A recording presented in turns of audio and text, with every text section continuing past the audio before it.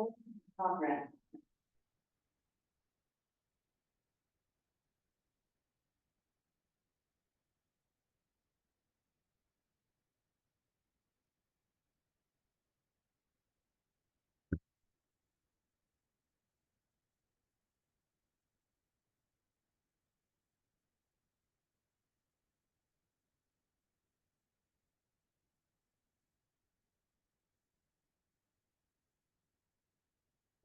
Comment.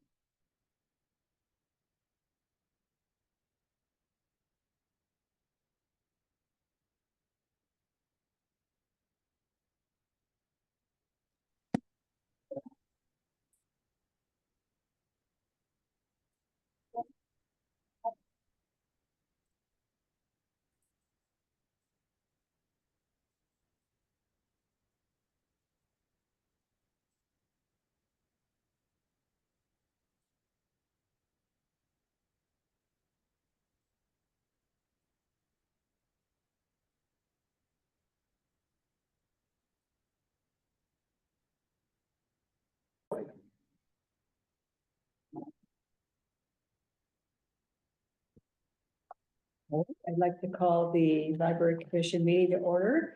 Our start time is 6:30 p.m. Welcome to the April 21, 2025 meeting of the Library Commission. This is a hybrid meeting with commissioners, city staff, and members of the public participating in person at the Arriaga Family Rec Center in accordance with public health guidelines for in-person meetings and the public participating remotely. We'll start with a roll call. The commissioners present include Kim Crockett, Michael Herrick, who's vice chair, Carol Orton, that's me, I'm the chair, David Pollock, Scott Schaefer, Sarah Sisbach, and Brian Westcott. And staff present include Library and Community Services Director Sean Reinhardt, Assistant Library and Community Services Director Nick Shegda, Library and Community Services Supervisor Rose Waldman, Librarian 2, Desiree Wong, and Library Assistant 3, Juan Quinones. Welcome all. Nick will be helping to facilitate the meeting. Nick, could you please take a moment and provide instructions to the commission and members of the public in attendance on how the meeting will proceed? Thank you, Chair. For members of the public who are attending this meeting virtually and wish to provide public comment, after the chair calls for public comment on the item you wish to speak on, please engage that raise hand feature at the bottom of your screen. For those who are calling in from a landline or cell phone, please press *9 to raise your virtual hand. Members of the public attending remotely who wish to speak, please take a moment to make sure your first and last name are updated on Zoom, or you may provide your name and the spelling if you are called to speak. Public comment will be heard in the order that it is received and is limited to 3 minutes in length. For members of the public attending in person, there are speaker cards available on the table. Please complete one and turn it in to me before public comment is called for on the item you wish to speak on. If there are a large number of public commenters, the time limit may be adjusted by the chair in order to allow everyone a chance to comment. When your turn for online public comment has arrived, staff will unmute you. With that, I will refer the meeting to the chair. Thank you. So under public comment, the public may address the commission on any subject that is not listed on the agenda. Each speaker may address the commission once under public comment for a limit of 3 minutes. You're not required to provide your name or city of residence, but it's helpful. Commission cannot act on items not listed on the agenda, and therefore the commission cannot respond to non-agenda issues brought up under public comment other than to provide general information. Do we have any public comment on items not appearing on the agenda? We have one in-person commenter, Chair, but I'll call for public comment. At this time, if you would like to make a public comment, please notify us by using that raise hand feature at the bottom of your Zoom screen. So we have one in-person public comment, Chair. Okay. So I'd like to invite George Sisbach to come up and make your public comment. I'm George Sisbach, and I go to Oakland Ward, 2nd grade, and I'm 8. And my mom,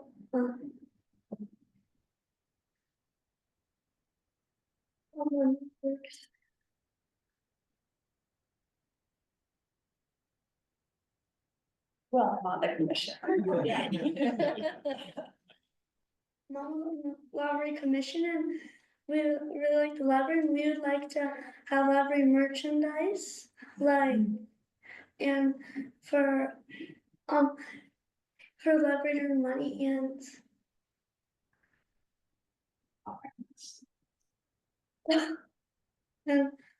for awareness. Thank you. You did great, Joy. Thank you for your public comment.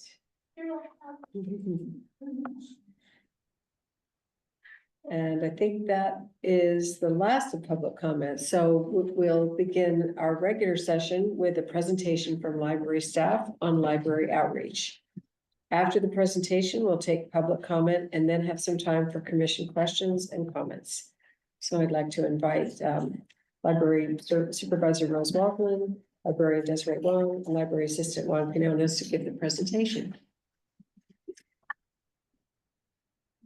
Let's see, we haven't done this in this format yet. So I perhaps over here is the better place for us to be in this case. And I move this table so we can sort of stand here. One moment, please. Things change.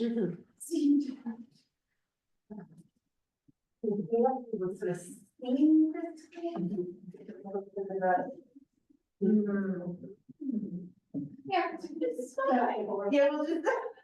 All right, actually, do you mind? Well, yeah, sure, we can start here. That's fine. Well, I was. I'm sorry, here we go. There we go. Now we're at the start. Hello and welcome back to this series where we, your library staff, come and tell you, the Library Commission, a little bit about the work that we are doing at Menlo Park Library to hopefully give you a more well-rounded picture of all of the various efforts and work and resources and projects, etc., that go into library work. This month, we will be talking about library outreach, bringing the library to the community. You have already got in your pockets recorded presentations on who we are and what we do, library programming, and statistics. What does the data tell us? Also, library merchandise is a great way of so now we're going to talk a little bit about outreach. So what is library outreach? There we go. So according to the American Library Association, outreach is comprised of services for those who are infrequent users or non-users, or as services for those who are traditionally underserved, with the goal of providing equitable delivery of library services to all people through the development of programs, policies, practices, and behaviors which make the library available to all people. Essentially, outreach is making sure that the library isn't just known about and used by the people who already know about and use it. So whether that is going out into the community to say, we're here, here's what we have, whether that is creating programs that make library services more accessible to people who have trouble getting into the buildings, whether that is engaging with stakeholders who already exist and informing people who already care and know about the library about the wonderful things that we do. For example, giving presentations to the Library Commission. This is outreach. So there's outreach spans over a lot of different things. But we'll talk about a little of it tonight and go wherever your questions take us. Next slide. So for us, outreach looks like a lot of different things. So on this slide, we just have some pictures of some of the ways that we offer outreach through our library. We attend community events like our trunk or treat event that was at the Bellevue Community Center last year. We table at events like the resource fair that was also at the Bellevue Community Center earlier this month. We go into classrooms and offer story times and class visits. And we offer programs like our Books by Mail program, which is specifically put in place to allow homebound patrons access to books. We can send them books, they tell us what they want. Those are patrons that traditionally would not be able to come into the library. Next slide. With outreach, we kind of break it into two different types of outreach. It is kind of separated into services that we provide for schools and services that we provide to the general public. In terms of things that we do with outreach for schools in particular, we try to get classrooms to take field trips to the library, to come into the library, tour the space. Sometimes we'll offer story times or some kind of activity that helps them learn how to use the library. We have staff go and visit classrooms or school events or school assemblies to talk about some of the programs that are coming up in the future. We offer private story times to different schools and organizations in the area that reach out to us and ask us to come to them and provide story times inside their classrooms. We also host library card drives, which is a way for us to connect with teachers and get library cards for the kids in their classrooms that don't already have library cards. And we provide services specifically to some of our city-run child development centers and after-school programs, as well as the summer camps that they run. In terms of things that we offer to the general public, we table at community events. We were at the resource fair earlier this month, and we will be going to a Earth Day festival this weekend.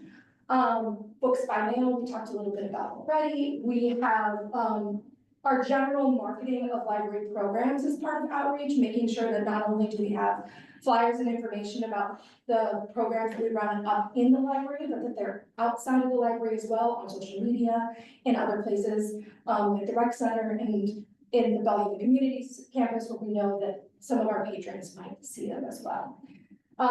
We create partnerships with the Library Foundation as well as other community groups and city departments, as well as other area libraries. And we engage our patrons inside the library by making sure that they're aware of everything that's going on in the library, and they can share that outward with some of their friends and family as well.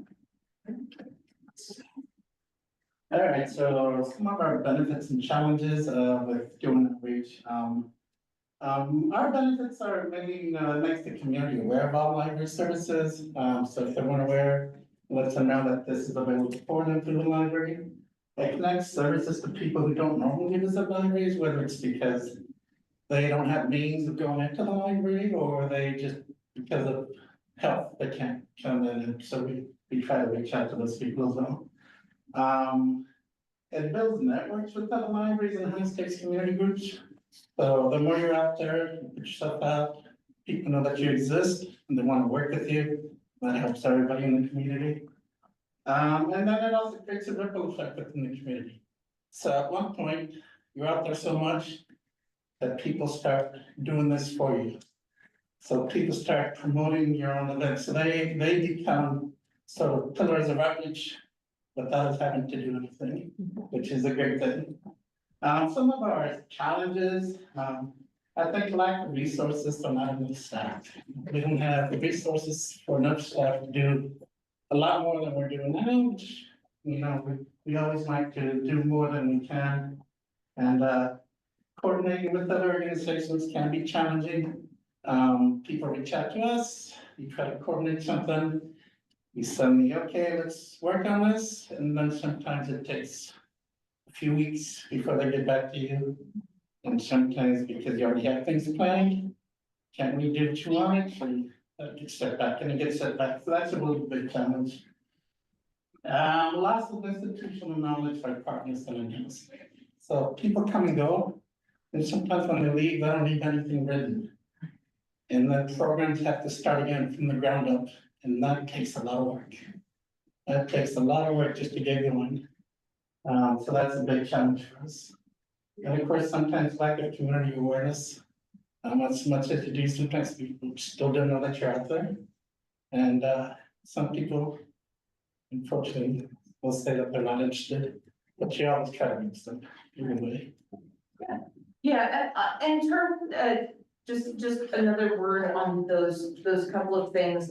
Oh, yes. In terms of the, that institutional sort of passing on information, that's not, sometimes that's within our organization, but really this thing that Ron's talking about, where anytime you're working with outside of yourself, it's not doubly difficult, it's exponentially difficult.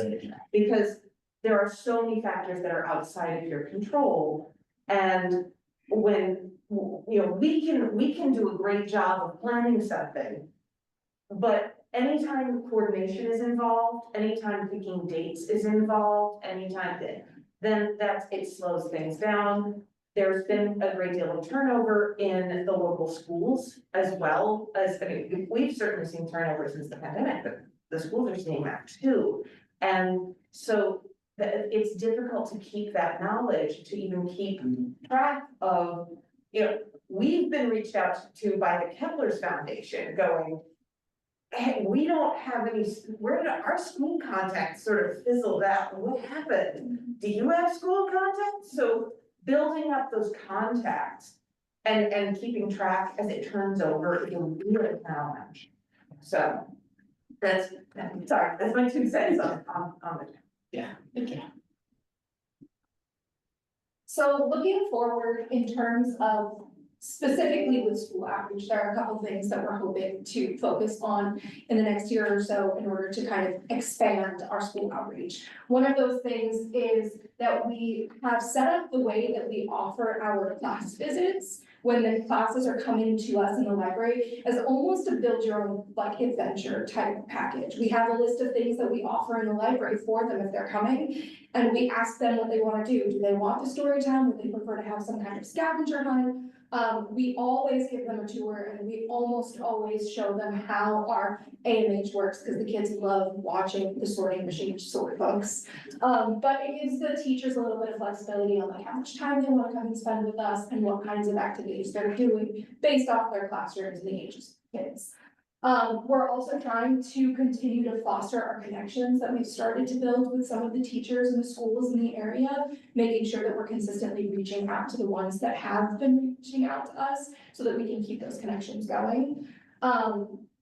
We're talking to the schools about getting into some of their back to school night events so that we can just table at those events and let the parents and kids know what kind of resources are available to them at the libraries. And we're hoping to increase some of our connections with the homeschooling groups in the area.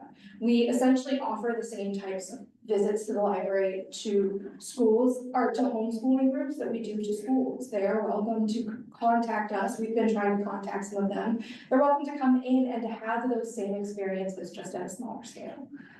We also have set up a new library visits page on the city website, which essentially lists some of the things that we offer for those school groups, whether it's us going to them or them coming to us, and has a little application form that allows easy access for them to request some kind of visit from us and some kind of connection. This is a very exciting thing. Guys are putting a lot of work on this.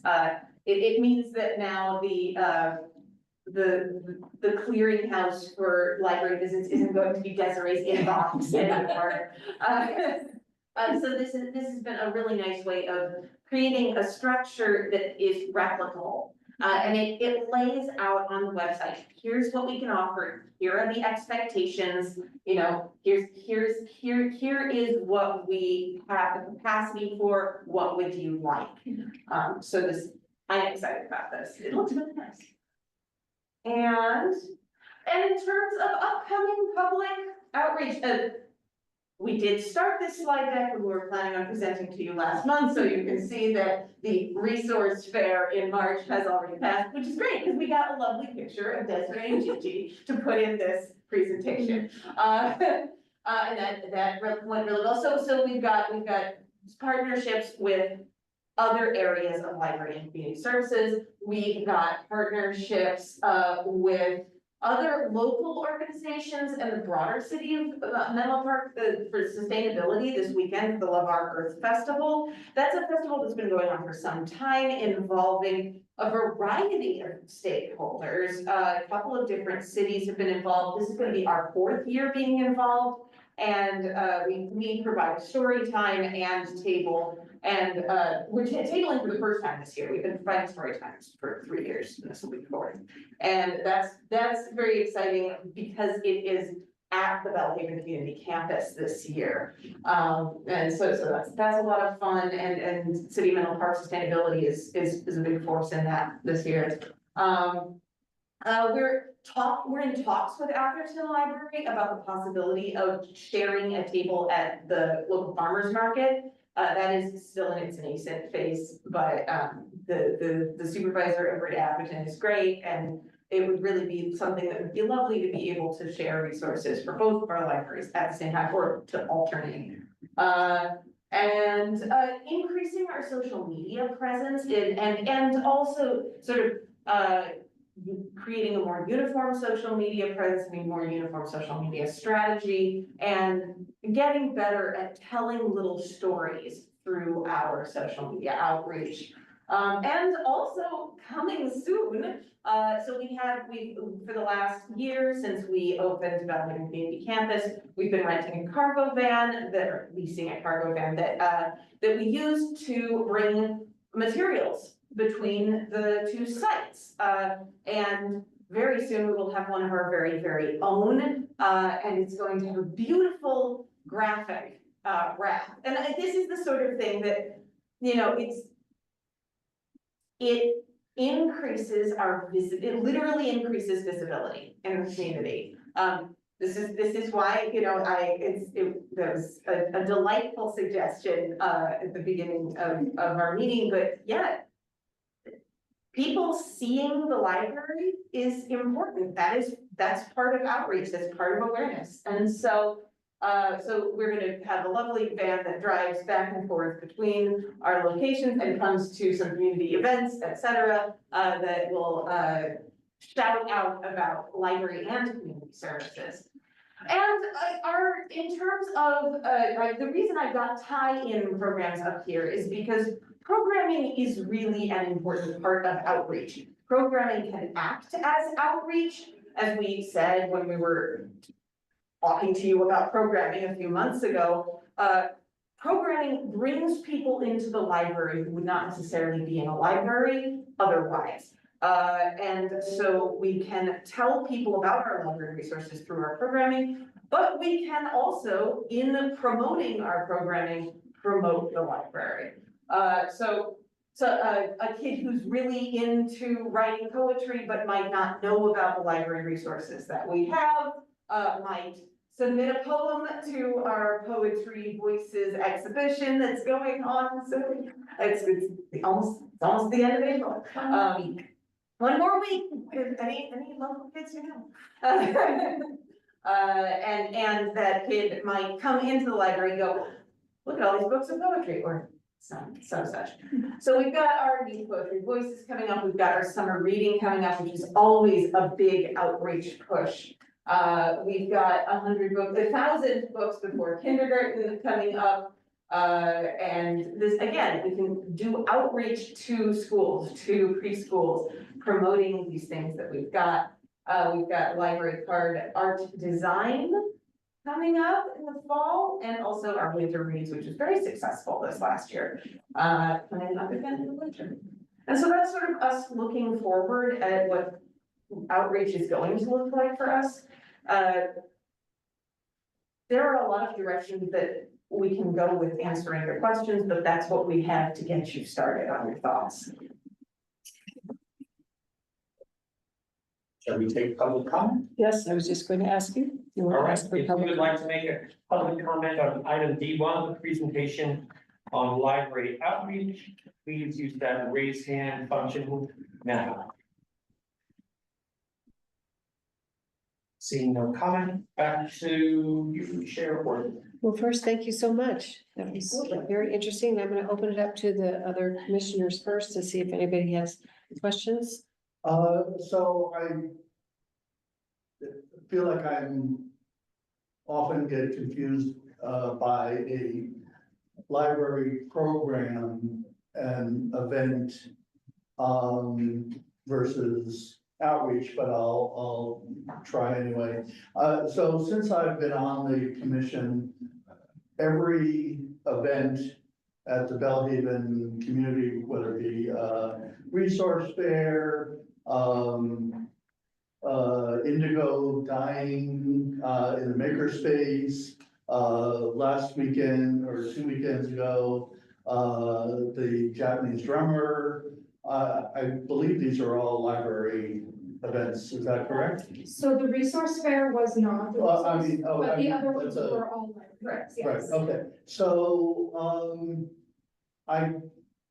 because I see that every event that I've been to, which is officially a library, event, has been well attended. And I'm not looking for data or statistics, but it's my impression that they're all well attended, they're well publicized, and they're often, like with the Japanese dyeing event, was over capacity, in the makerspace. Do you get a sense that these days there are community concerns with the level of outreach? Like, oh, I didn't know about this, or why is it all of these events like on the other side of town and not like in my neighborhood? Is not like angry demands, but just like a sense of, is there groups in town that are saying these days, oh, we're just not getting enough outreach? So in terms of the difference between a library program and library outreach, a library program is a thing that happens at a library. That it can be any variety of thing, a dance performance, dyeing indigo, a book talk, whatever. Outreach is getting people to know about the library.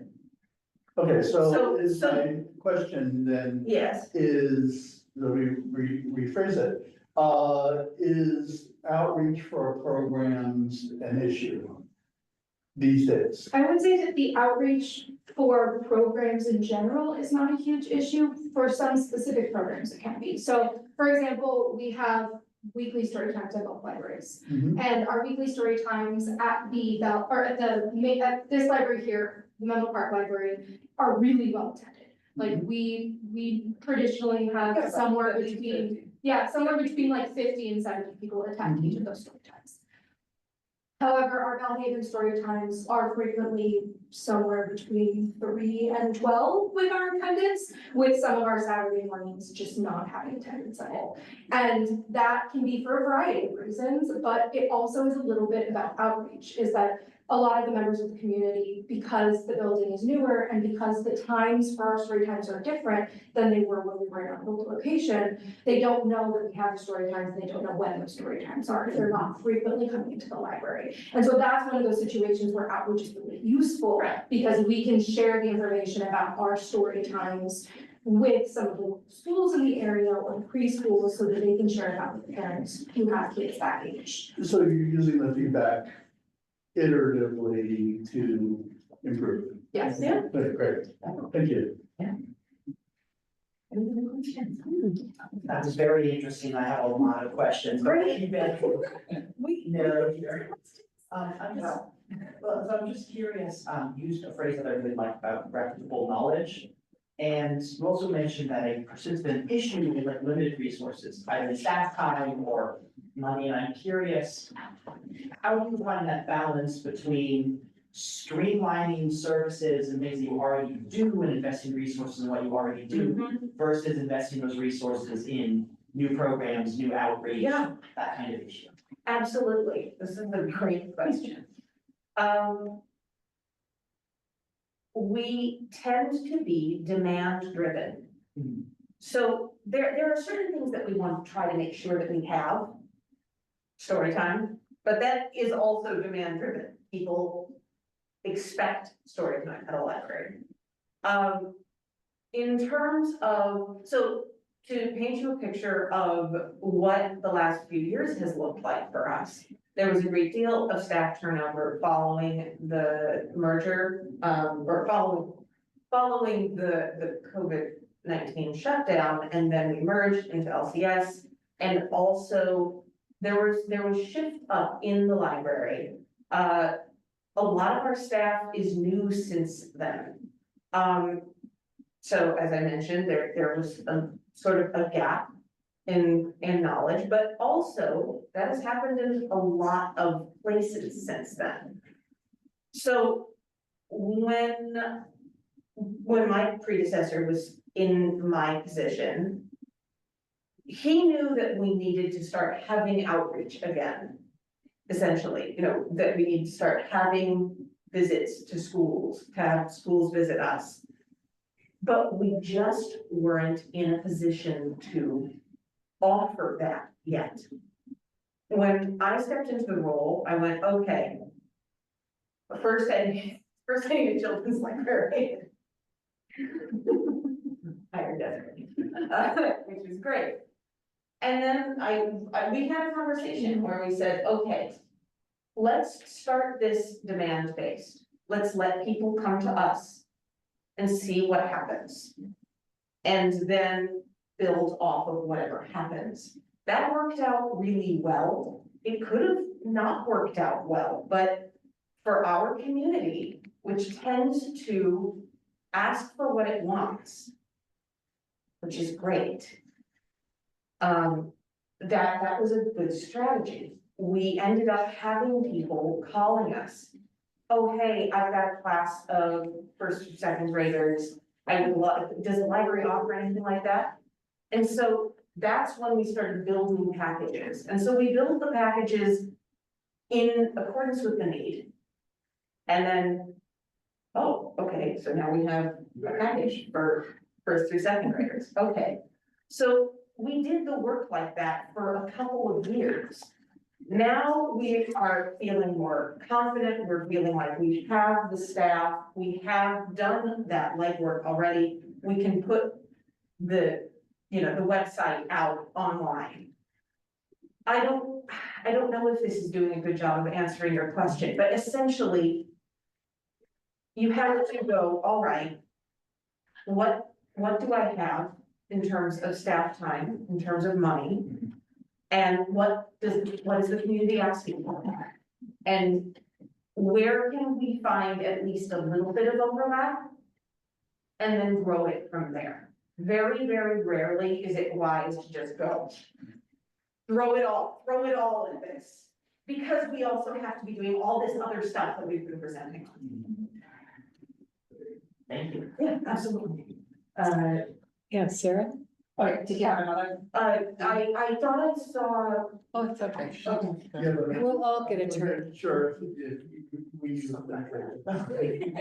It's fine. Okay, well, first of all, thank you guys so much. I think that you're doing an amazing job with outreach and it really illustrated that so well tonight, and I just appreciate those efforts that you're explaining it to us. So I have two questions. Absolutely. So the first one is about the library card drives. I was just wondering, is that part of the library visit that you built the webpage for? Just because I haven't seen those, but I'm sure you do them. So I was wondering what those look like. Yeah, so those are normally a request from teachers. So it is something that when, it's not something that's advertised on the website, but it is something that we tell them when we're in contact with them. So a lot of the times they'll ask, what do you offer? And we tell them that library card drives are something that we do.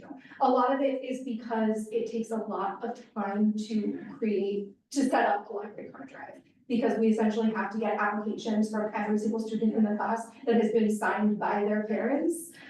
In order for us to make those library cards, and then we have a few members of staff that do that process. Most of the time it is one exclusively making those cards. And so because of that, it is definitely something that is more on a need basis when we have classrooms that a lot of the time it happens during the summer. Yeah. We have summer school programs that will reach out in order to learn more about our e-resources that the kids can use and some of our like research-based resources.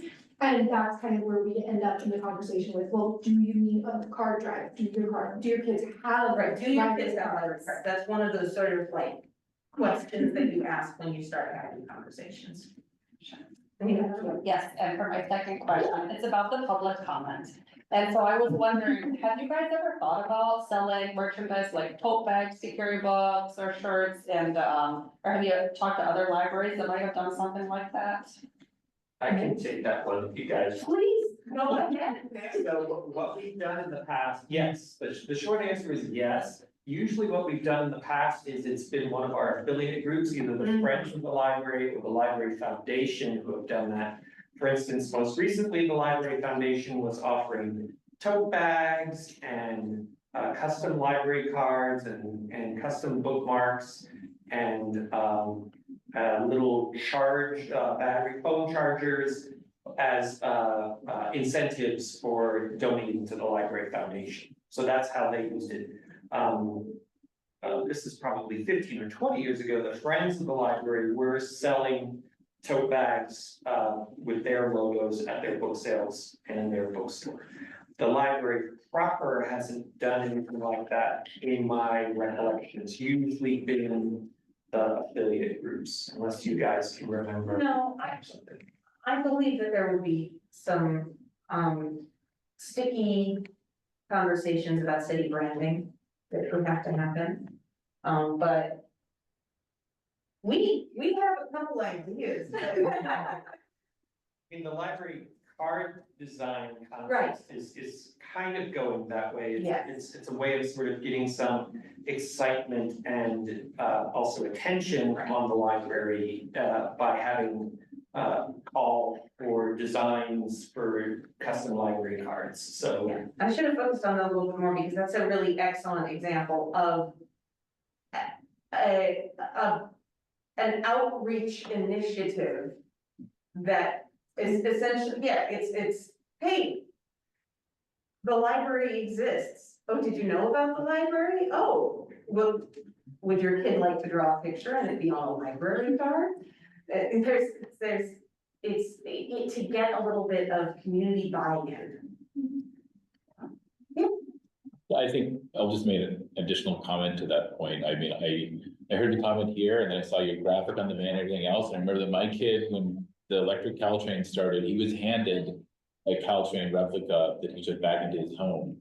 And so I think, I appreciate your point about the city branding thing, but I think this library should consider sort of a marketing campaign in terms of one-time branding thing, not just to get kids to draw, but maybe to come up with a distinctive thing that is a library. The oak tree's nice, or whatever that symbol is of the city, but I think this would be on Sean to try to see if there's some oomph to get branding for the library itself, just one time. So you have a specific symbol, kids can identify, you go out in the community, you see it on a van, you have a thing in your hand, that's gonna draw, at least for my kid, that would draw him into the library much more than his teacher saying, hey, here's a card. I mean, which I think we need to do as well, but I think that you might have an opportunity to really take it seriously as sort of a marketing branding thing, just one time, get it to the city. And if I can add, just, I'm sorry.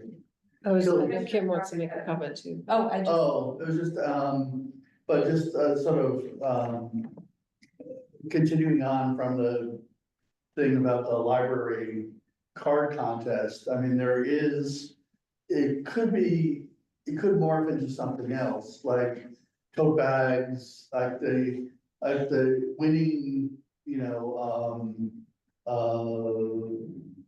artwork goes on a tote bag, or, the site, it's like if you're familiar with the hip housing, annual calendar. I mean, no one uses calendars these days, but there are a number of things, many people don't.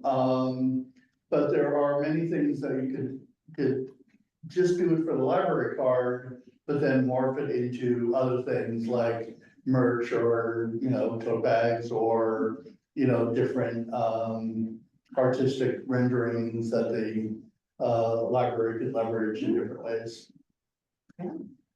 Commissioner Crawford, did you have? Oh, I just I will second or third on merchandising, 100%, because, you know, the swag from the Menlo Park Library would be super popular, I'm sure.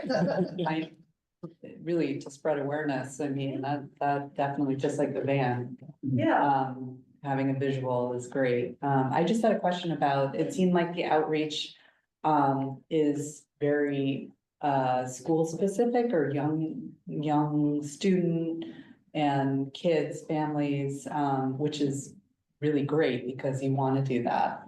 But I wonder if there's goals for outreach on other groups in Menlo Park, the adult population that isn't aware necessarily or doesn't have younger children in school right now that you're focused on, or, you know, on your wish list yeah, of right, of absolutely, outreach absolutely. to Well, get to.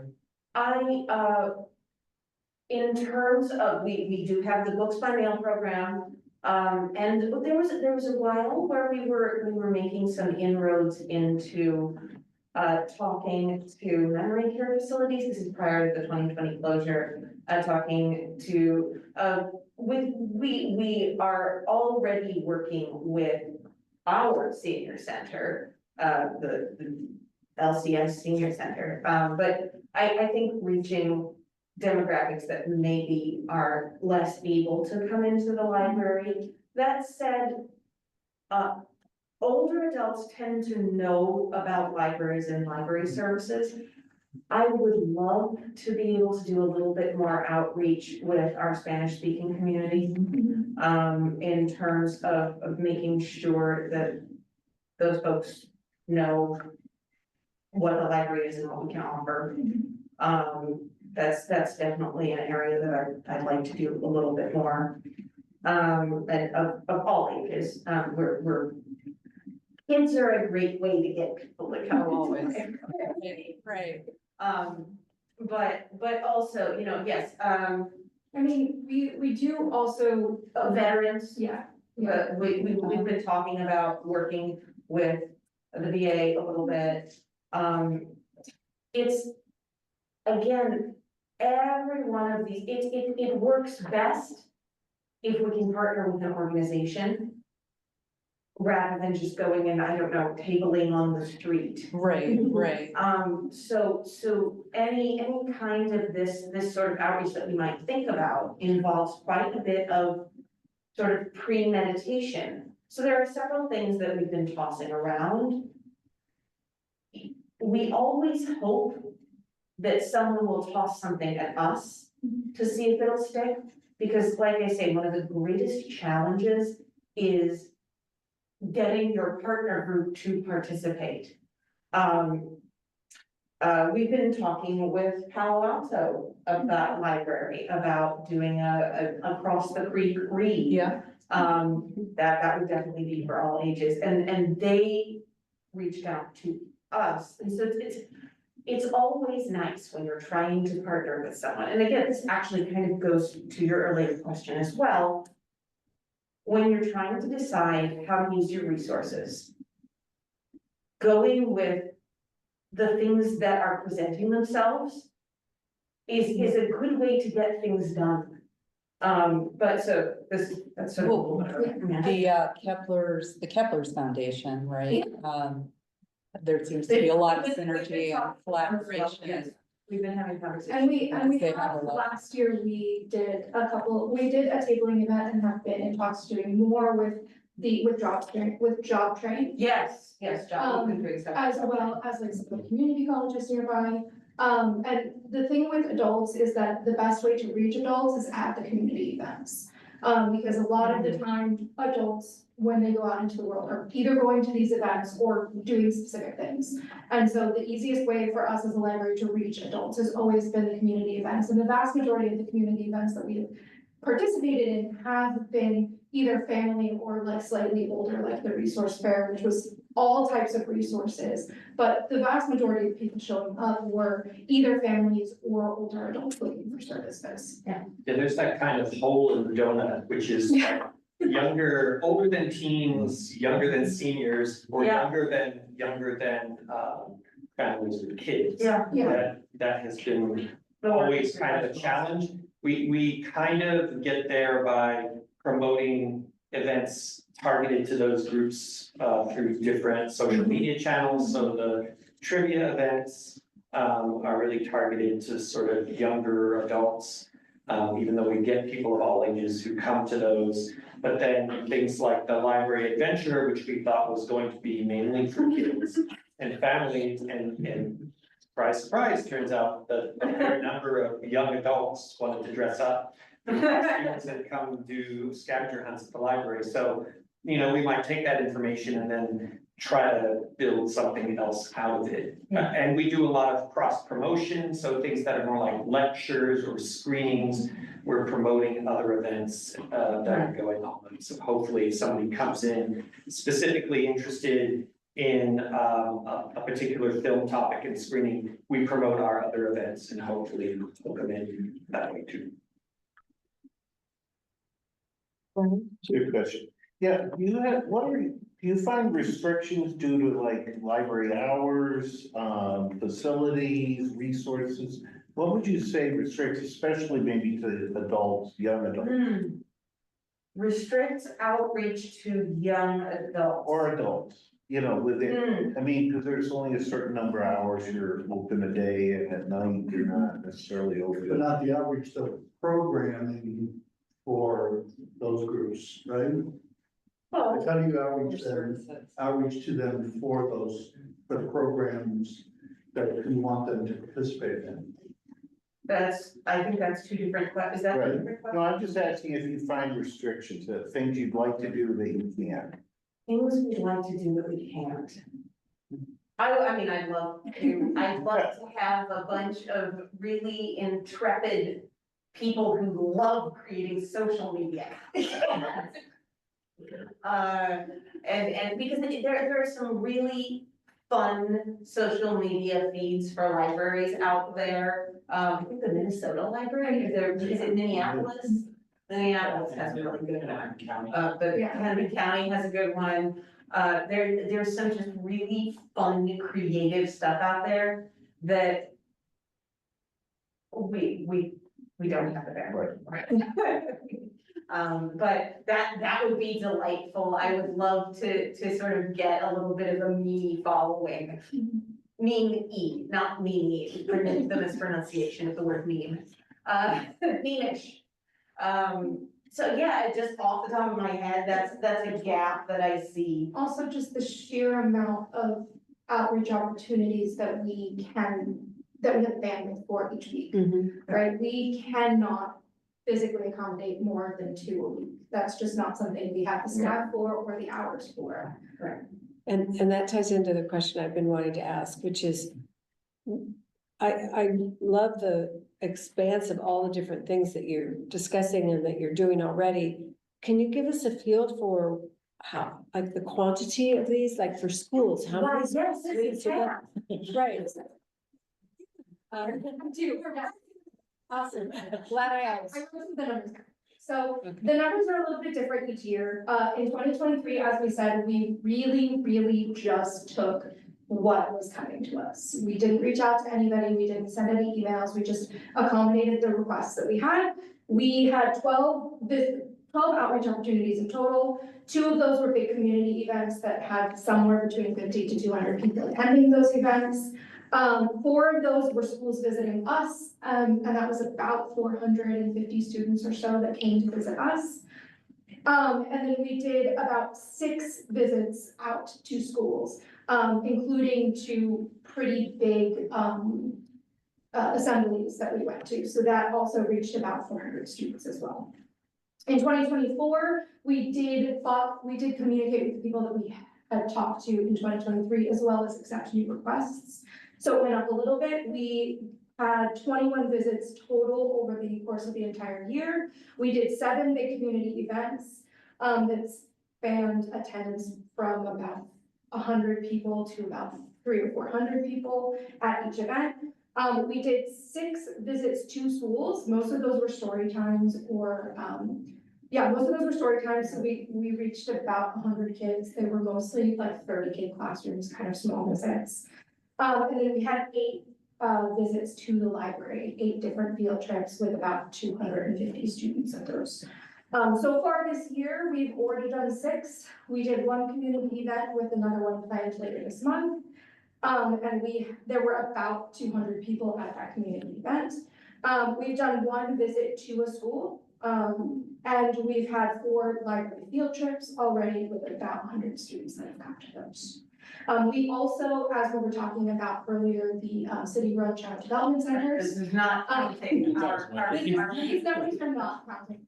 We weekly do 3 story times for those centers. We do 1 for the Venlo Child Care Center, 1 for the Bellhaven Community, or the Bellhaven Child Development Center, and 1 for the Bellhaven Youth Center. And we do that, all 3 of those every single week throughout the year, with the exception of the holidays, so for about 50 or so weeks. And then we also add in some Halloween visits and special camp visits over the summer, which is about 160 visits per year with them.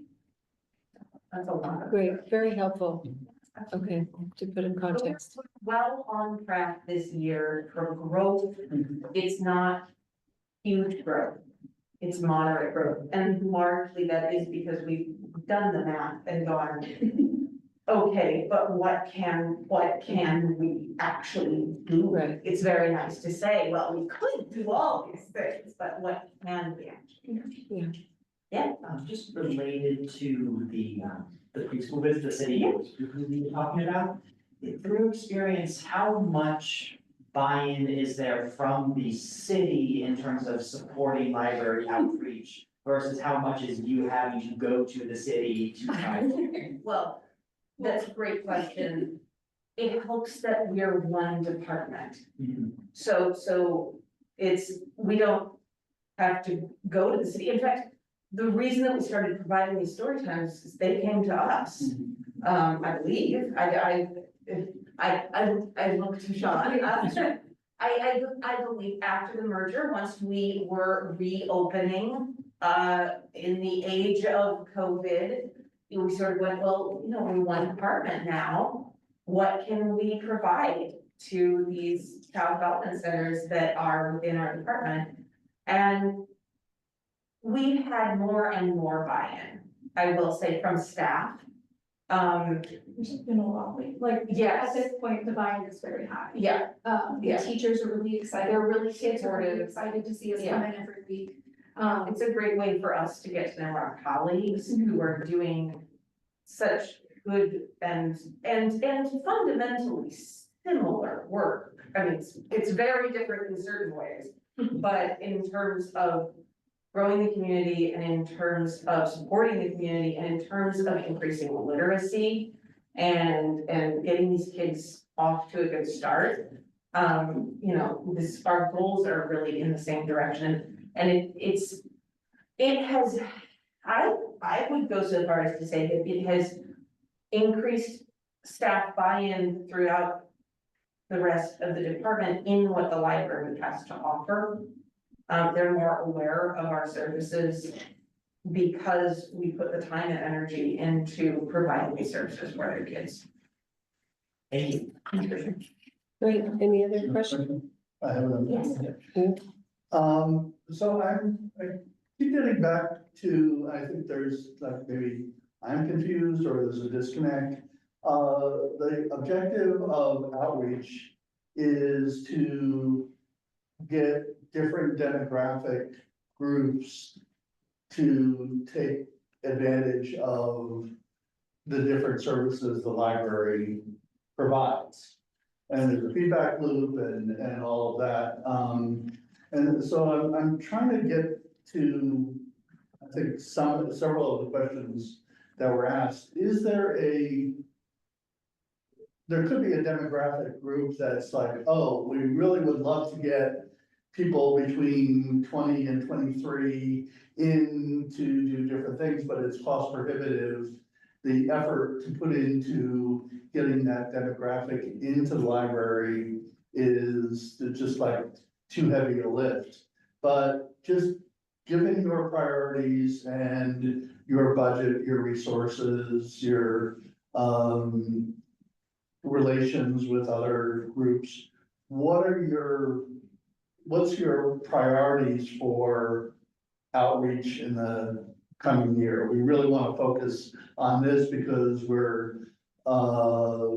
really would like to see more of this type of people with this group or this demographic taking advantage of library services more than they have in the past. Is there such a group?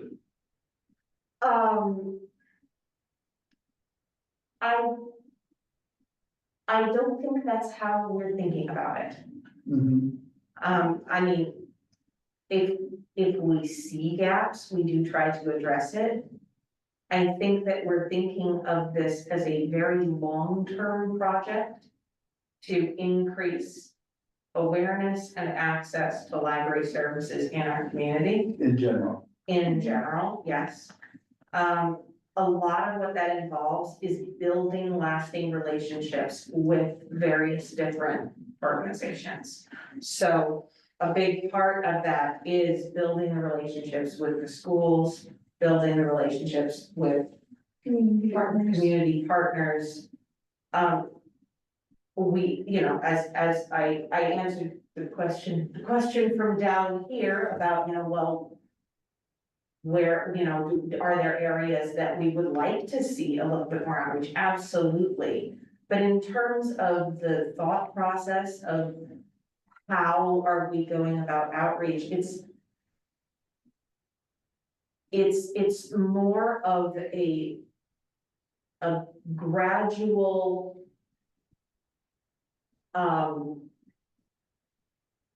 I'm visualizing a sort of a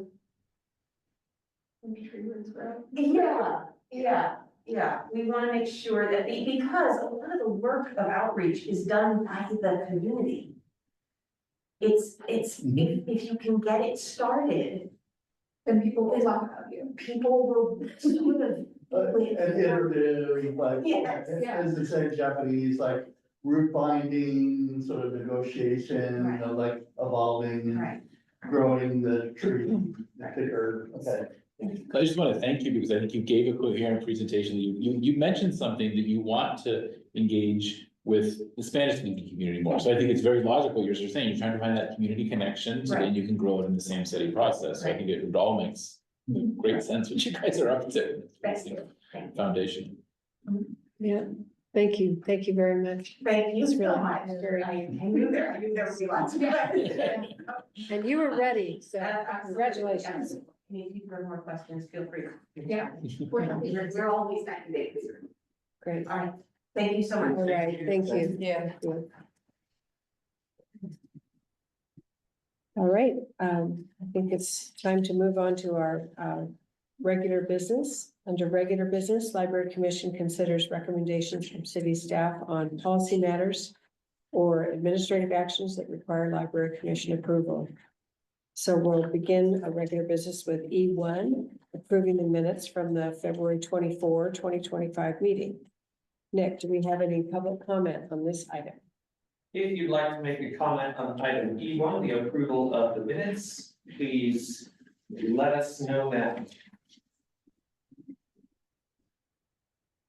Seeing no comment online, back to you, Chair. Does anybody have any comment about the minutes? And if not, would a commissioner like to make a motion to approve them? Anybody? Right? Okay. No, second. Okay, Kim Crockett? We have a motion by Commissioner Crockett and seconded by Commissioner Westcott to approve the meetings, the minutes from the March 17th meeting. I'll do a roll call vote. Commissioner Crockett, how do you vote?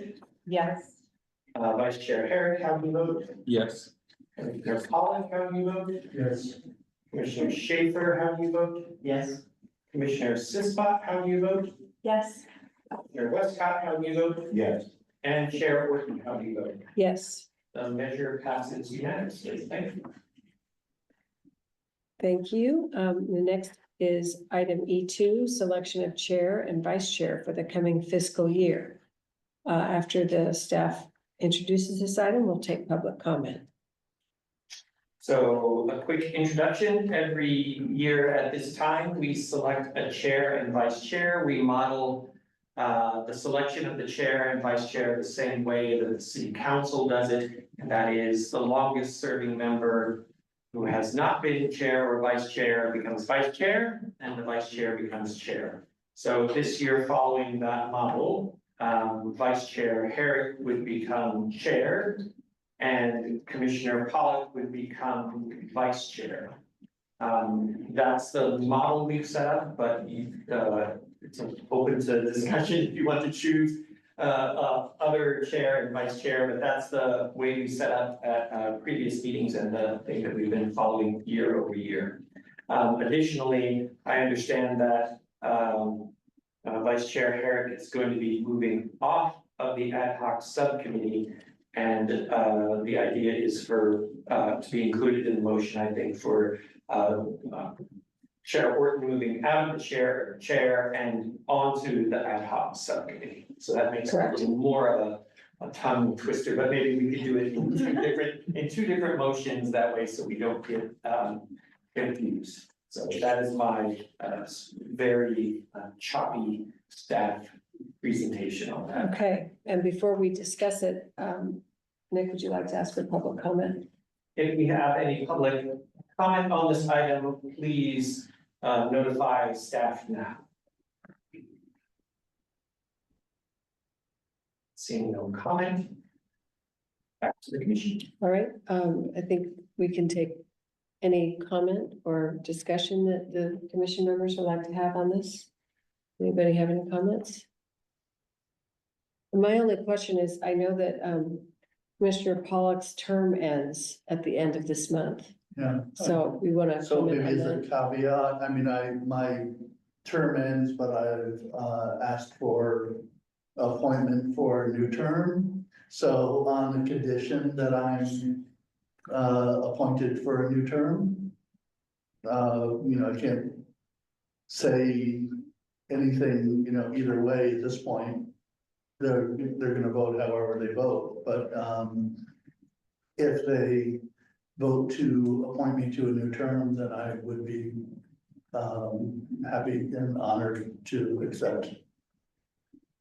But that's the caveat, I guess. I'm only officially on the commission until the end of this month, I guess, at this point. Okay, any other comments anyone would like to make? So would anyone like to make a motion to select Michael as chair and Commissioner Pollock as vice chair?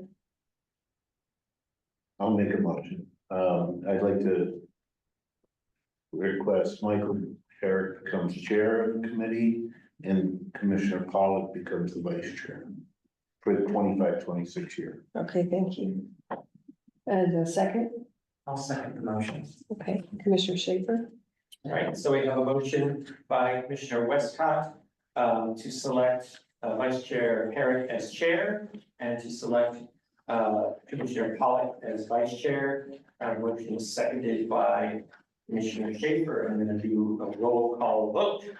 Commissioner Crockett, how do you vote? Yes. Vice Chair Herrick, how do you vote? Yes. Chair Horton, how do you vote? yes. Commissioner Pollock, how do you vote? Yes. Commissioner Schaefer, how do you vote? Yes. Commissioner Sispot, how do you vote? Yes. Commissioner Westcott, how do you vote? Yes. That motion passes unanimously. Thank you. Well, I think there was, And I was just gonna say, do we need a separate motion and vote on me replacing Michael? yeah, Should make it. Yeah, I probably How should. about I make the motion? I'll get the date in there. I motion that as of May 1st of this year, Commissioner Horton replace Commissioner Herrick on the ad hoc committee. You in a second? I'll second. Okay. okay, so the motion made by current Vice Chair Herrick, though it's soon to be Chair Herrick, is to have him come off the ad hoc subcommittee at the 1st of May and Commissioner Orton to go on to the ad hoc subcommittee, and that was seconded by Commissioner Crockett. And then a roll call vote on that motion. Commissioner Crockett, how do you vote? Yes. Chair Harris, how do you vote? Yes. Commissioner Orton, how do you vote? Yes. Vice Chair Pollak, how do you vote? Yes. Commissioner Schaefer, how do you vote? Yes. Commissioner Sispot, how do you vote? Yes. And Commissioner Westcott, how do you vote? Yes. That passes unanimously. Thank you. And just a point of clarification, we're going to let Chair Orton, or former Chair Orton, continue running the meeting because the chair actually starts at the beginning of May. Is that correct, Sean? I think so. I don't think it matters terribly, but just for just a little clarity for the rest of the meeting. Right. I'm starting to use the new terms for the incoming Premature. chair and vice chair. I'm not meaning to hustle you out the door. Right, as soon as I would finish chairing this Yes. meeting before then. Yes. All right, With her gavel. yeah. I have the landing for the gavel, but not the gavel itself, so I didn't He's want trying to to ease me out. false hope by putting the pad and not the gavel. All right, so we'll move now to section F, informational items. These are items that are transmitted to the Library Commission in staff's effort to provide an update on matters of importance to the commission. Informational items are not action items. However, a commissioner, city staff member, or a member of the public may request to make a comment or ask a question on any of the informational items. So starting with F1, the commission attendance report. Nick, would you like to give us an introduction to this? Yeah, just a really brief introduction. The city clerk keeps track of the attendance for all the commissions for the year. The report goes out to the city council, and it's published back to all the commissions after it goes out to the city council. So this is just the attendance report for this past year. Okay. Do you need public comment? Again, if you'd like to make a public comment on item F1, please indicate so to the staff now. Seeing no public comment. Back to the commission. All right, does anybody on the commission have any questions or comments? Just a quick comment, the reason this attendance list is generated for commissions is historically, there's been challenge, not necessarily in Menlo Park, but in a lot of the cities in the area and everywhere, that they have a commissioner who's appointed, but doesn't attend a lot of meetings. And so this is not, like to keep track of us or keep an eye on us. But it's just meant for when it comes time to reappointment by the city council, or they're concerned that someone is just not showing up very often, they can take an action. So it's nothing personal that they put this report together for all commissions in most of the cities in the area. That's correct. As Vice Chair Pollak was saying, there are rules about, there are minimum attendance requirements. They tend not to be super hard and fast on them if you are close to the 2/3 attendance. Most of the absences are usually excused. In other words, I'll call for attendance for an upcoming meeting and someone can't make it because of this or that reason, and they let me know, that's considered an excused absence. It is though, it's sort of a check if there's some sort of egregious non-attendance. And if the city council were going to remove somebody, or somebody moves out of the area or something like that, and they just need to know so that they can make. Anybody else have any comments or questions? All right, I think we'll move to F2, the Library Commission Work Plan Progress Update, and Nick is going to give us a brief introduction of this as well. Very brief. Chair Herrick was mentioning a couple of meetings ago that we should probably check in on this. I brought it up to the screen now here in the room. These are the 11 work plan items that the commission, I'm sorry, 10 work plan items, because we lost one when the council approved it. That we set as a commission last year for the work this current year. And just to check in on these, to see how we're doing, you can see we have met or are substantially making progress on all of them, which is a good sign. And some of the ones that say in progress, there are a lot of little bullets under that about the work that's been done, particularly the ad hoc subcommittee has been doing a lot of work. Also reviewing, budget is in progress.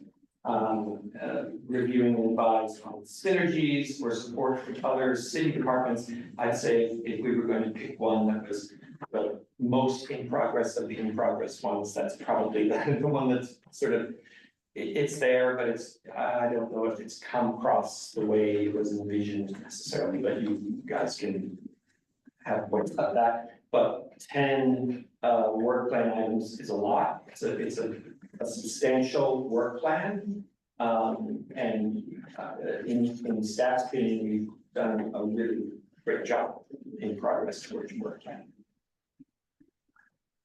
Okay. Thank you, Nick. Question about that though, just a clarification question, for the work plan for analyze and evaluate whether and how potential near-term capital improvements to this or the 800 Alma Street. Is that part of the ad hoc subcommittee analysis work? I mean, I'm not quite. That was discussed as part of the ad hoc subcommittee work, when we were formulating the work plan items, and it was sort of broken out. Because I think the gap analysis and the library of the future analysis was seen as sort of one part, but then if there were specific, I'm thinking back to the discussion now, if there were specific things that could be done near term for the Alma Street facility, and perhaps Commissioner Westcott wants to chime in. Well, maybe we should get public comment before we go into the, I was gonna just do the public comment first and then everyone That's can fair. comment. I got excited. I'm out of order. If you'd like to make a comment on this item F2, please indicate so to staff now. Seeing the public comment. So now we're open for further discussion. I might add, so we could, as part of our report that we're preparing over the summer, include any ideas about near-term capital improvements, because, you know, the library of the future, when we originated the idea, it doesn't necessarily mean building a physical library. It's what services and how it serves the community. Right, I think we can that's why it was include that. broken out, yeah. Yeah, and we can include that, I believe, with something, or for the fall presentation. Okay. Yeah, And I'd throw in another, I don't know if it's okay to say, not, this is what the city councilors are gonna see probably, right? At the end of the year, we give our update on our work plan. We also would have the option to, I think, to just sort of say not met, and in our report explain why, right? So Absolutely. Commissioner, well, I think that's the ad hoc committee might wanna consider, right? Cause like but in a sense, we're looking far into the future, and we didn't actually thus far really do a lot of analysis of number 4, even though you're right, we could put something in. So I caution against. I think you talked about having it as part of the. Yeah, but we could, as the ad hoc committee, we could say, I don't want to do something half baked, and the roof was just put on. You haven't actually interviewed the staff or anyone in the city Yeah, itself but- yet, so that's a suggestion. It's Right, like, but we're not there yet. Yeah, We're exactly. doing this as well, so. Okay, any other comments? I think you did a good job of pulling together the rest of it and summarizing where we are, what we've done. Yeah, so thank you for that. And if there are no other comments on the work plan, let's see, where are we? F3, Library and Community Services Department Statistics and Recent Activities. So next comments first, and then I don't know if you want to make any comments or just. Just very briefly, this is our monthly recap of statistics, recent activities. And suggestion box questions, we kind of pull them all together and present them to the commission. So if you have any questions, happy to answer best I can. And let's check off our public comment request. If you'd like to make a comment on item F3, please indicate to the staff now. And no comment. Back to the commission. All right, anybody want to make any comments or have questions?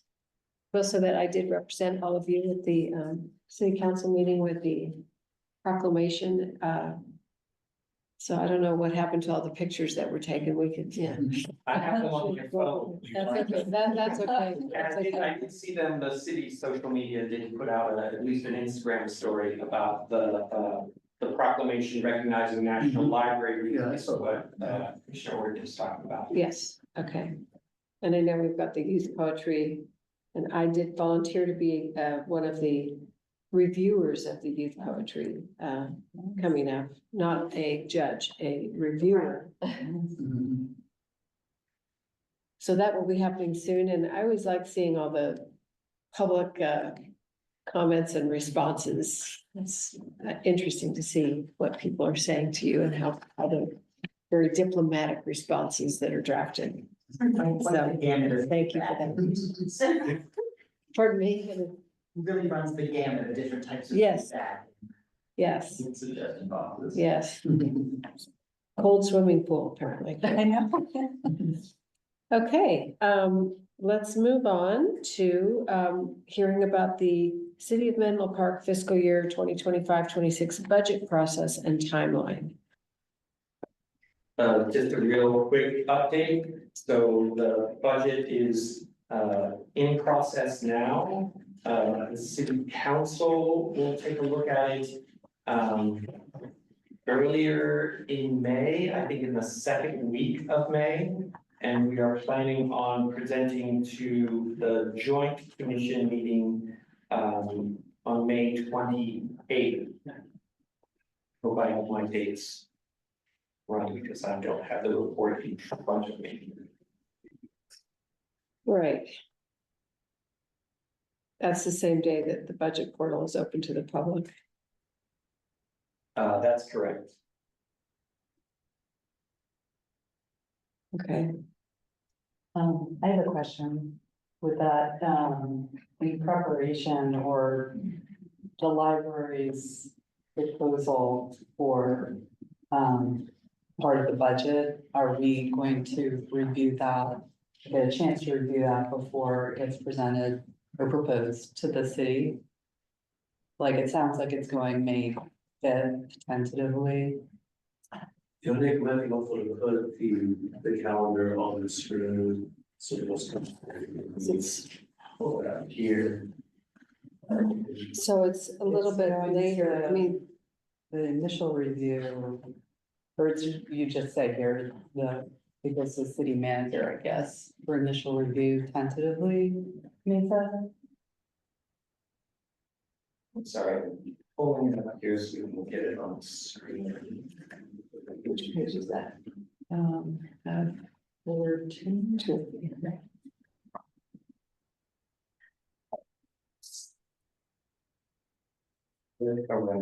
Here we go.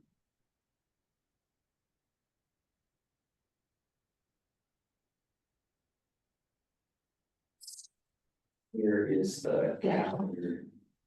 it's right, Right there. right. So it's a commission. And I think there's a page break there next to it. Oh, I'm sorry. Continues on the next. Yeah, it does. Yeah, it's the second sentence or the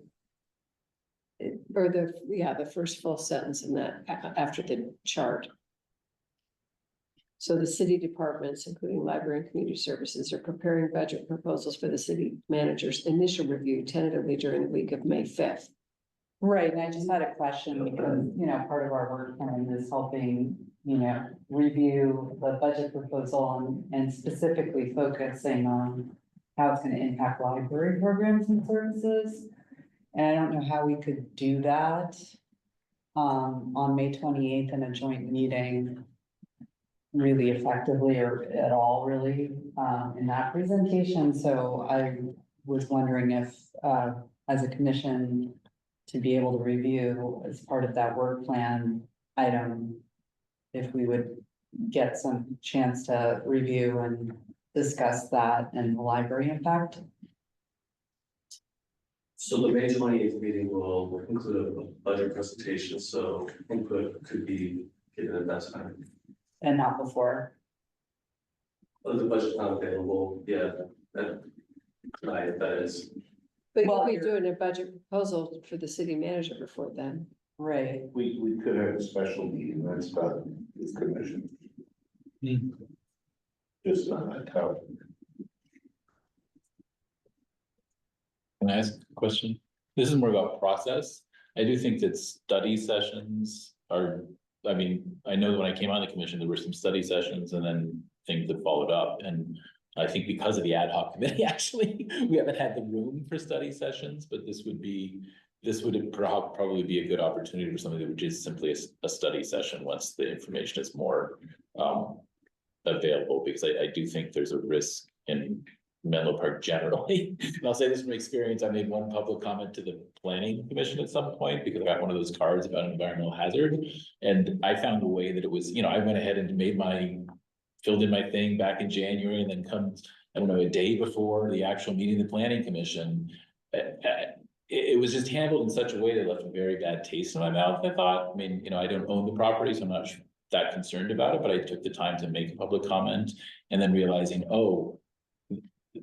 basically the architects are here from out of state and everything's all been done in the city behind scenes. And I went to the city and so it felt as though the city was holding on to information that I don't think it intended to do, but the timeline just gave me that impression that why make a public comment, right? I felt that, they've already been talking to this architect for 3 straight months and giving this guy information. So why did I bother making a public comment? So I think that's a similar thing here. It's just sort of building trust. If we were to have a study session or something like that, while there's still time to, get some ideas.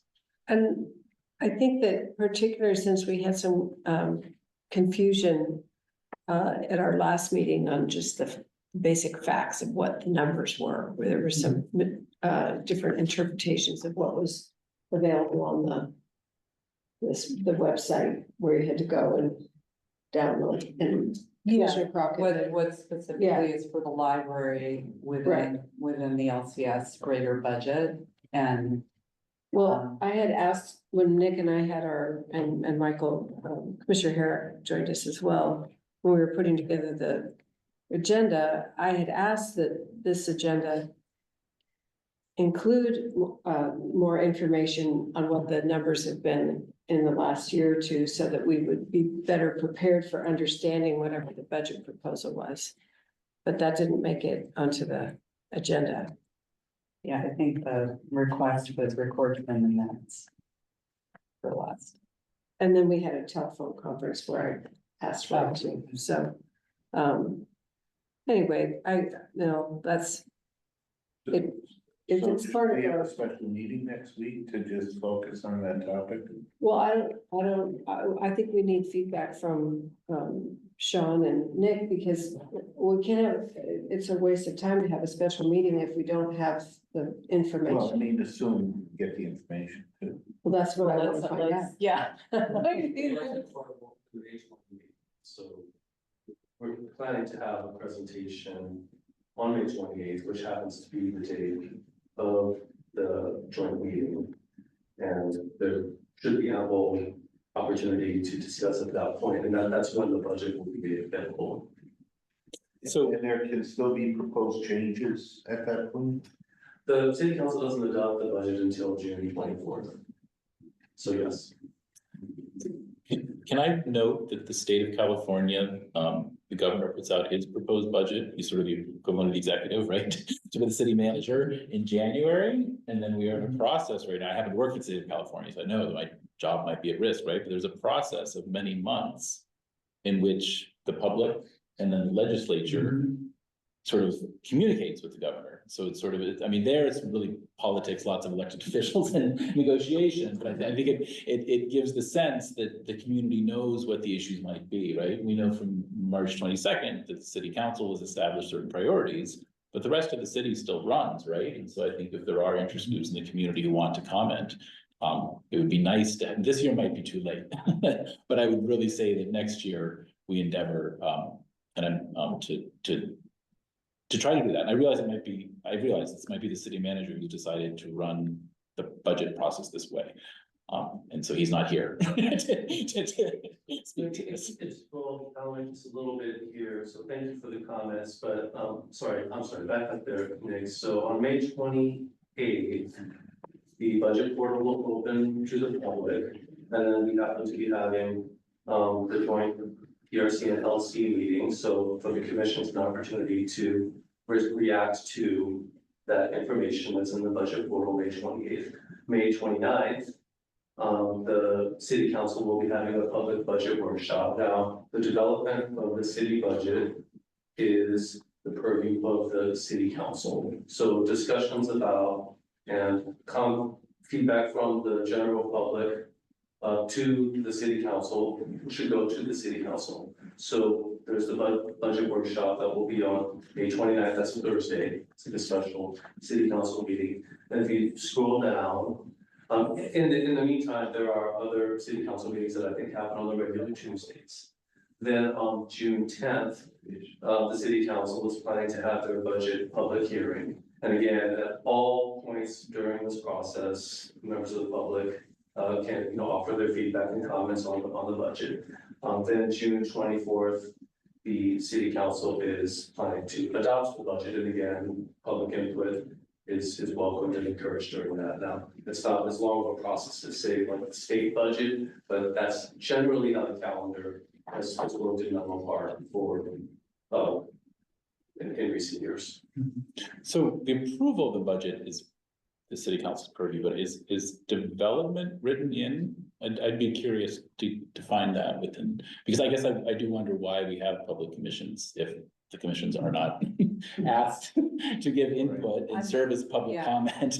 I mean, I think development is something we'd like to get clarity on, because I understand that city council and the city manager is controlling that process, but I certainly am saying, as somebody who's volunteering my time, I know that I have no authority to really do anything about budget in terms of approval, but I think you've got a lot of engaged commissioners here who could give useful feedback. And so I think that, and I understand this must be a process between the city manager and the city council that seems like it's not as effective as it might be.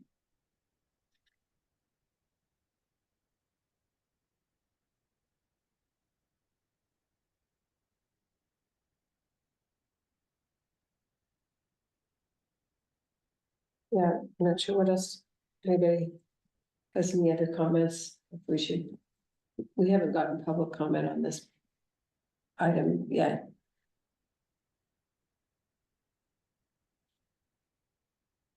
You want me to call for public comment? Yeah, let's do public comment. If you'd like to make a public comment on this item F4, please indicate so to staff now.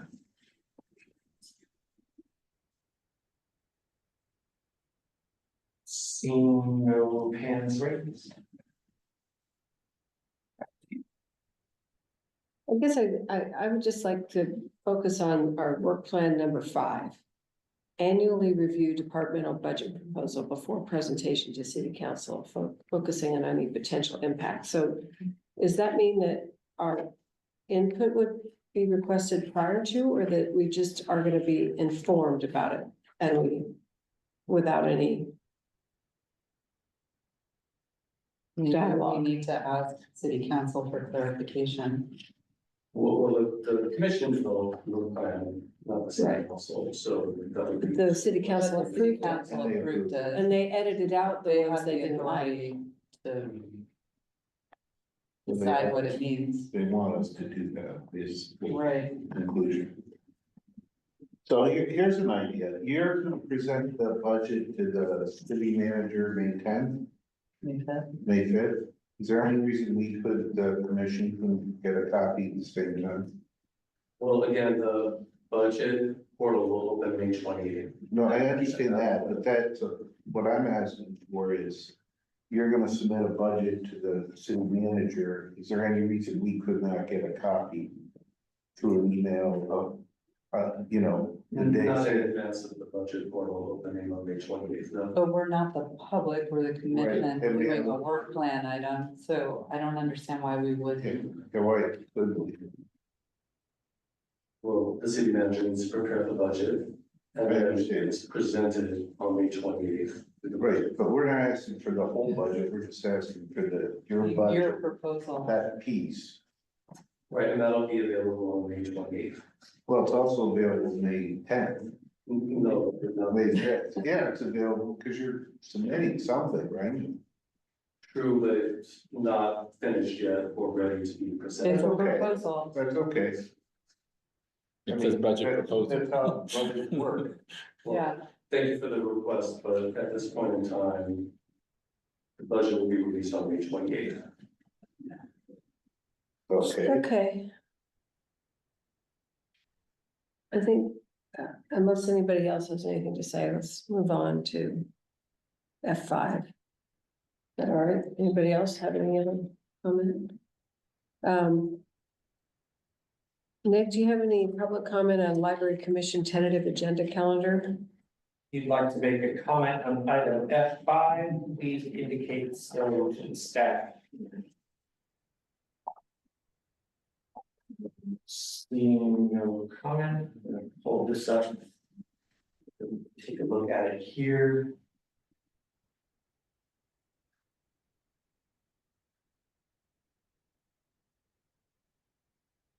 So. In April, looking ahead next month. Is the joint meeting on May 28th, which is a Wednesday, and that's going to be at the VHCC. Correct. And then June. We have another presentation from staff, sort of look ahead. Study session to work on the work plan for next year. And considering assigning commissioner liaisons to library affinity groups. July, we have final presentation on library collection development. And then a study session on a report out to the city council on the current work plan. Getting a little further out, it's a little sketchier, but we do kind of have our annual cadence of things. Which is almost the including those standing items that are.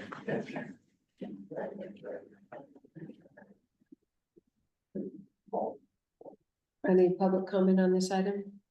Oh, there was no public. There was no public comment. Okay, anybody have discussion on the agenda?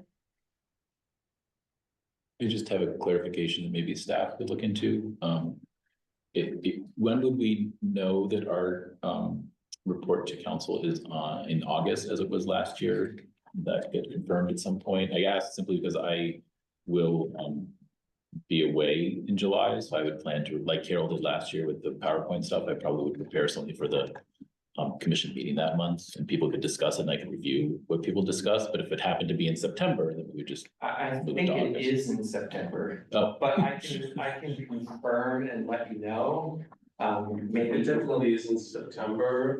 August is when the commission would recommend the updates, and then the chair would, I think, that they would be submitted to the city council in September, but they don't, if I'm recalling correctly, they typically aren't like presented by like in person, they're like just transmitted as one of the reports. The update on we'll get to those dates, but. Yeah, 'cause There's not gonna be anything in August where you have to physically be there. Well, Last year it was I made a physically appeared in August and gave a PowerPoint, and then they approved it without anybody being there, in September. Thank you. Yeah, and I'm, But then this year, Nick mentioned that they might move it Yeah, I forward. think what the chair reports out on is the current year's work Correct. plan, so that's in August. And then the new work plan goes in front of the council in September. Right, without anybody appearing. so if that's confirmed for August, then I just so people know, I would prepare, like Carol did last year. You know, some sort of draft slide presentations, if you all wouldn't, and I can either do a video or give some notes to it, so you all can discuss it and get feedback. That works for everyone. Just want to bring that up now. I will confirm, I should be able to get that to you tomorrow. Thank you. Great.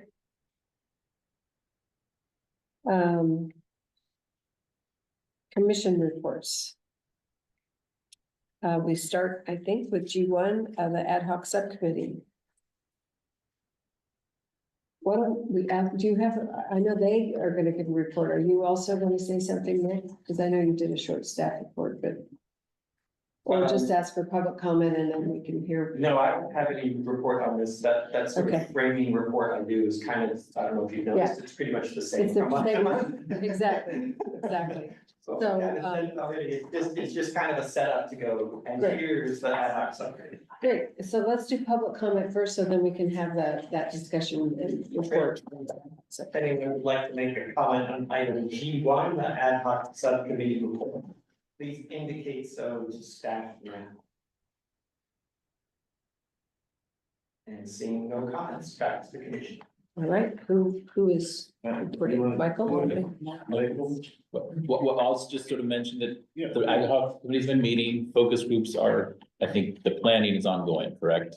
Focus group starts again tomorrow. Starts again tomorrow, okay. Which one's tomorrow? Friends.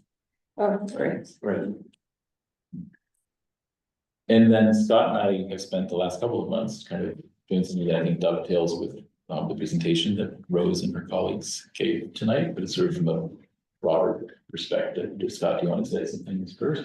Yeah, so sort of the impetus for this was, we talked in the context of the ad hoc subcommittee and on the commission quite a bit about this idea of library of the future, and the library staff has been very generous with their time of doing the presentations about what kind of work is being done and what that looks like. And so as we're gearing up to put together our report to the city council, we thought it would be helpful just to take a look at some of the terminology that has come up again and again. And I suspect that at this point, we'll have a fairly reasonable grasp of a lot of it, but we just wanted to look at how terms like library of the future and equity and access and how those all feed into each other are used in like library science and in libraries, and just so we would have a sort of shared basis and shared vocabulary as we move into the actual report writing. I just want to make sure we got the information in place. And I'll just add, Scott worked a lot on just sort of the equity and access and libraries of the future as a sort of a concept that we have not been introducing here. I think the ad hoc subcommittee's been looking sort of more the long-term visioning aspect of library of the future, as opposed to, I think Roy gave that excellent presentation where like they're doing the actual work. And so it's sort of putting some feelers out and getting to the future step by step with real resources, as opposed to what this ad hoc committee is doing and sort of just looking kind of bigger picture at like, well, what are the really broad possibilities? And I'll just note that, I don't know that we could have a very engaged discussion tonight. We'd like to, but I just want to bring out that we heard a presentation night on outreach. And that sometimes is the same thing as engagement. It gets used interchangeably with engagement, but I would say that the presentation we had tonight really is about outreach, saying we've got services and programming at our library, and our outreach is to try to reach those people who are not here, so that we're not leaving somebody out. It's making it as equitable as possible, getting everyone access. We started talking about community engagement because we're in a library and community services department. I think how many resources we use in the library and how ambitious we try to be is probably the challenge, right? And so community engagement could be as broad as just about anything. And so I think when I was doing some of the reading and thinking about engagement and whether we really have an engaged community, well, you gotta define your community first anyway, right? So it's the people who have an interest in using the library, or are we trying to get 100% of Menlo Park residents into the library? And so those are some of the, and then I just put the big question with the, obviously we're not answering tonight, but thought we'd lay out there, right? What is a library's role? Is it just literacy, or is it more than literacy? And if so, where do you stop?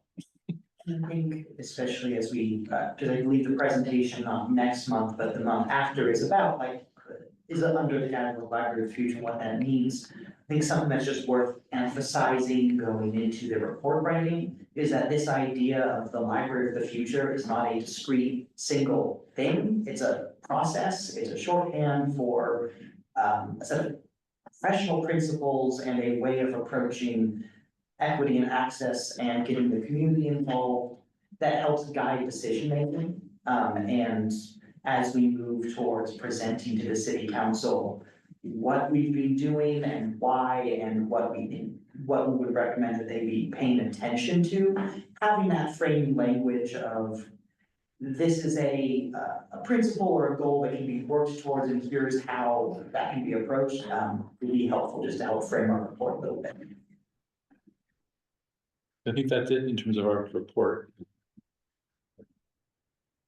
We're now reading a lot of articles, so we want to. Is there, I see you have some notes on your computer. Is this something that will be in the ad hoc subcommittee folder? Well, this is in the actual published agenda, this One is? yeah, Oh, at the very oh, end, yeah, at the very end. So that, yeah, exactly, that's why we put it in there, because it's Got there, not just for the ad hoc subcommittee, but it's the whole public can kind of Got it. see that Okay. this is, and so, yeah, it's just some sort of we tried to keep it sort of at a bullet point definition type thing, as opposed to. Yeah. Great. Any other comments or questions or other ad hoc subcommittee members who want to ask? I just really appreciate seeing this document and work that you, especially Scott put into it. It's because like we often use words like equity and access, but really defining our objectives in terms of what we're trying to accomplish on behalf of the community and better community engagement. You know, what does that look like? As we're defining these things for city council and asking for more money or more resources or different things, these kinds of objectives and spelling them out, I think really helps. So thank you for that groundwork. It's our pleasure. Agreed, thank you. Any other comments from anybody or questions? Is there anyone else that would like to give a report out on any items of interest, other commissioners? I have one comment first. Okay, I wanted to make everyone aware that next week, there's gonna be public KQED, a documentary called Free for All Public Library, which tells the story of the history of public libraries in the US. oh, excellent. And we can get this out to you, but it's next Tuesday, April 29th at 10 PM, and then it's gonna stream on the PBS app after that, starting April 29th. So we'll get that information, but it looks like a Great, timely document. yeah, great. Thank you. All right, anybody else? Did you have something? Yeah, Yes.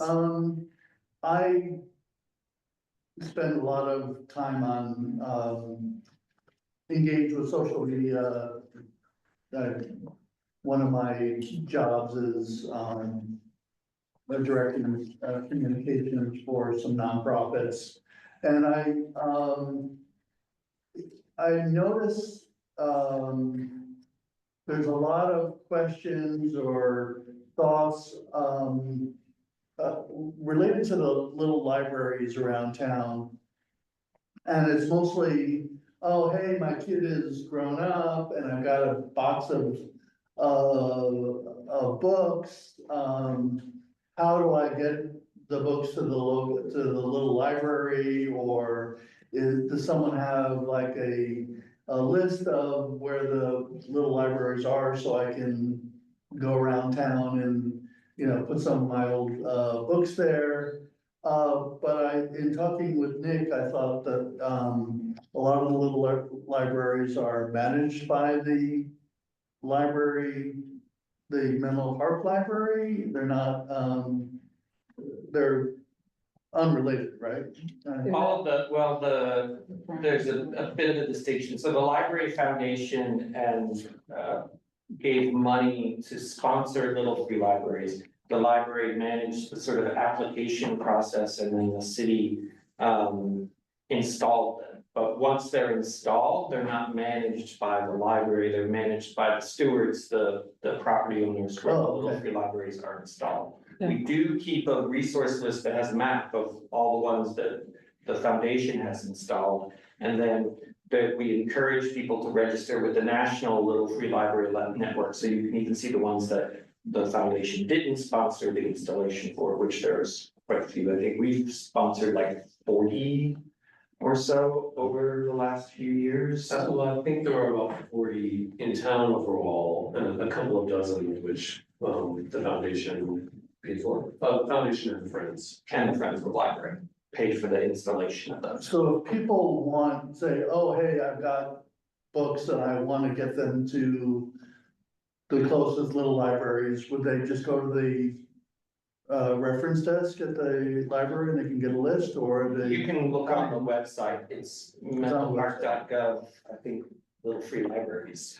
But you can search on the city website, it's part of the library pages, the map of the Little Free Library Network. Or the Library Foundation website also has the same. Or they could just donate them to the Friends of the Library. Well, they could, yes, they could do all of those things. I would just wanted to respond to the person saying like, hey, is there a map, or is there a certain thing that I can do that I have a question about? So it's helpful to know the different, you know, they could donate it to the Friends of the Library, which is what I've usually chimed in, suggesting to folks. But some people say, oh, I've just got a few books and I just want to find the closest one to my neighborhood or something. So Yeah, to see these options is helpful. Yeah, it is menlopark.gov/Little Free Libraries. Oh, wow. It pulls up this map, which you can see the Oh, ones that are sponsored and not sponsored at different times, and if you click on it, you can see some more details. So my computer is deciding not to show you more details right now. Click on it, but that's the idea. Oh, there it is. It's just showing you further up. So, Okay. so menlopark.gov/Little Free Libraries. Thank you. I'm especially involved with like the Menlo Park, parents group on Facebook, and the question comes up, kind of often. So to proactively share this, I think will be, very much appreciated. So thank you. Sure. Great. All right, I think we're ready to adjourn, so I am gonna use my pen. Adjourn the meeting at 8:17. Thank you all. Thank you, Carol. Round of applause. Yeah. Thank you. We're on track.